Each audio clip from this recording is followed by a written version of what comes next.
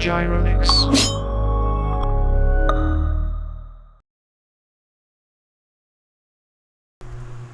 Okay, so we have a problem here for a cylinder. We have a metal pipe with a radius of 4 inches and a height of 10 inches.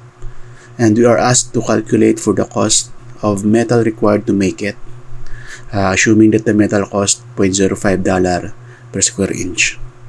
As usual, we need to visualize the problem. So a pipe is in the shape of a cylinder. So we have a radius of 4 inches and a height or an altitude of 10 inches.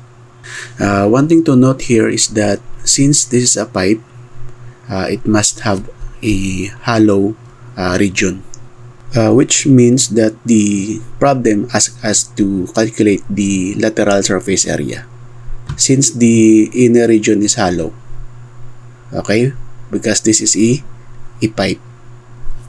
So to calculate for the lateral surface area of a cylinder, refer to this given example of a cylinder where R is the radius of the base and H is the height or the altitude. And the formula for the lateral surface area S, so this one is looks familiar to you, S equals E times P.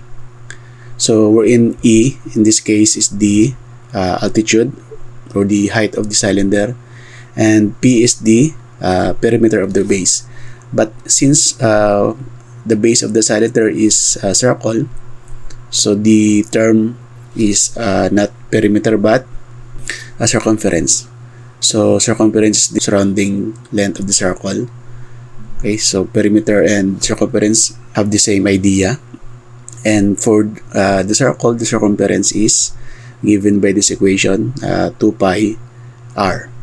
Okay, so this is the lateral surface area formula for the cylinder. So we are going to use this one to solve our problem. Okay, so this is the given pipe and we can plug in the values. So we have S equals 2 pi times 4 inches for the radius and 10 inches for the height. And this will give us 80 pi square inches or 251.33 square inches. But I will use the 80 pi value to minimize the error in the final answer. Okay, so we have now the lateral surface area of the pipe, which is 80 pi square inches, and given to their problem, the cost for manufacturing this pipe is $0.05 per square inch. Okay, so to calculate for the cost, we need to multiply the surface area to its rate. And again, one thing to note here is when multiplying the rate, so we have the base value, which is square inches. So the denominator must also be square inches. In this way, again, this will be cancelled out. So remaining is the dollar unit. Okay, so 80 pi times 0.05 will give us $12.57. So this is the final answer. So this is the cost of building the pipe. That's it for the solution, and see you in the next exercise.